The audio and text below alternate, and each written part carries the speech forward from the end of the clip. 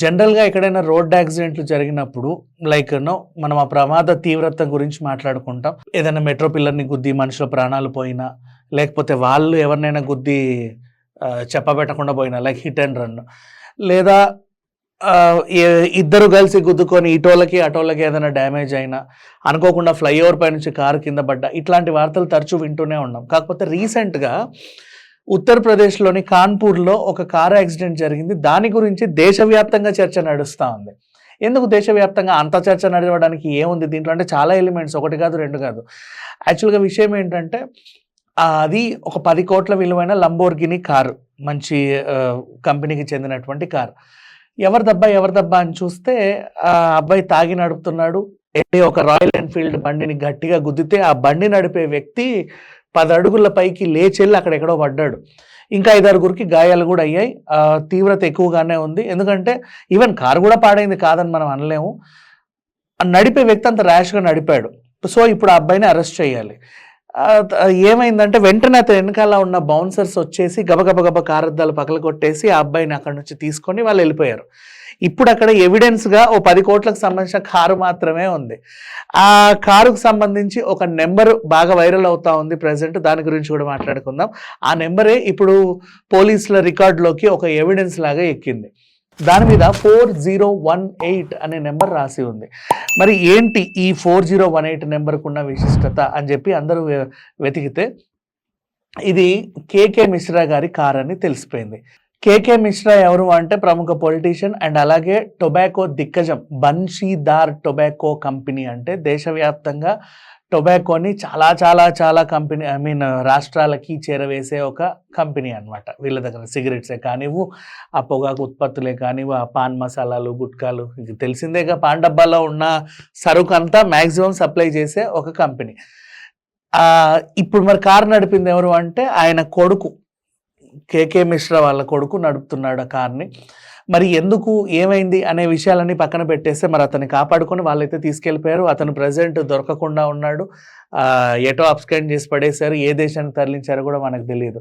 మరి ఎందుకు ఈ ప్రమాదంలో ఈ నెంబర్ బాగా హైలైట్ అయింది అంటే అందరూ వెతకగా తెలిసింది 4018 అనే నెంబరు ఈయన ప్రతి కార్కి ఉందంట. ఆయన దగ్గర ఉన్న ఫెరారీ కార్డే కానీ లేకపోతే రోల్స్ రాయిసే కానీ అన్నీ స్టాండర్డ్ కార్లే ఉన్నాయి.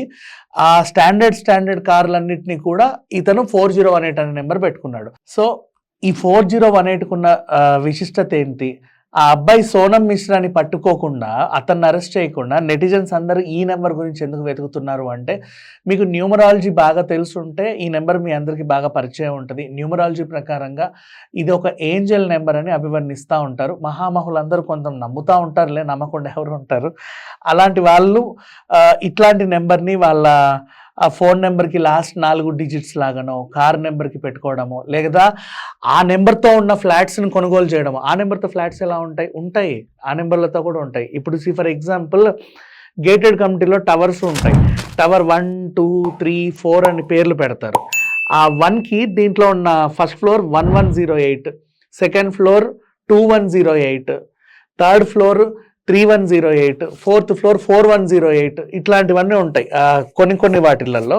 సో ఆ టవర్ పేరు నెంబర్ ముందుండి తర్వాత ఫ్లాట్స్కి ఇచ్చే నెంబర్స్ డిఫరెంట్గా ఉంటాయి. ఆ రకంగా ఆ నెంబర్ గల ఇంట్లో ఉండడానికి కూడా చాలామంది ఆసక్తి చూపిస్తారు. ఆ నెంబర్ గల ఇల్లు ఏ కమ్యూనిటీలో ఉందో కూడా వెతుక్కుంటారు. వీటికి రేట్లు కూడా అత్యధికంగానే అమ్ముడుపోతూ ఉంటాయి. బయట బాగా డిమాండ్ కూడా ఉంది. అయితే ఈ 4 అంటే స్థిరత్వం, డబ్బు, ఇట్లాంటి అంశాలకు ముడిపడి ఉంటుంది. 0 యాక్చువల్గా 0 అంటే జీరోనే, మనం చాలామంది ఇష్టపడం. బట్ న్యూమరాలజీ ప్రకారంగా దానికంటే ఒక వాల్యుయేషన్ ఉంది. అండ్ ఏదైనా నూతనంగా ప్రారంభించి సక్సెస్ అవ్వాలనుకుంటే నెంబర్ 1 అంట. అండ్ 8కి కూడా ఉంది. 8 అనే నెంబర్ని చాలామంది ఏం చెప్తారంటే అయితే ఎక్కడికో వెళ్ళిపోతావు లేదా అలా పడిపోతావు, 8 చాలా క్లిష్టమైన నెంబర్ అంటారు. కానీ న్యూమరాలజీలో 4018 అనే నెంబర్కి ప్రత్యేకించి ఒక స్థానం అనేది ఏర్పరచుకున్నారు. ఆ నెంబర్ని ఇక్కడ రాసుకుంటే మణికట్టు మీద రాసుకుంటే ఏదో అవుతుంది, ఇక్కడ రాసుకుంటే ఇంకేదో అవుతుంది, వీప్ పైన రాసుకుంటే ఇంకేదో అవుతుంది అని చెప్పేసి న్యూమరాలజీలో రకరకాల సెగ్మెంట్స్ ఉన్నాయి. అండ్ దాన్ని నమ్మే వాళ్ళు కూడా వాళ్ళ నమ్మకాన్ని గౌరవించాలి కదా. దాన్ని నమ్మే వాళ్ళు కూడా ఇష్టంగా దాన్ని చెప్పిన వాళ్ళు న్యూమరాలజిస్ట్ ఎక్కడెక్కడైతే చెప్తారో అక్కడ రాయించుకుంటూ ఉంటారు. సో ఇక్కడ విషయం ఏంటంటే జరిగింది కారు ప్రమాదం. ఒక పెద్ద వ్యాపారవేత్త, పొలిటీషియన్‌కి సంబంధించినటువంటి కొడుకుకు సంబంధించినటువంటి కారు.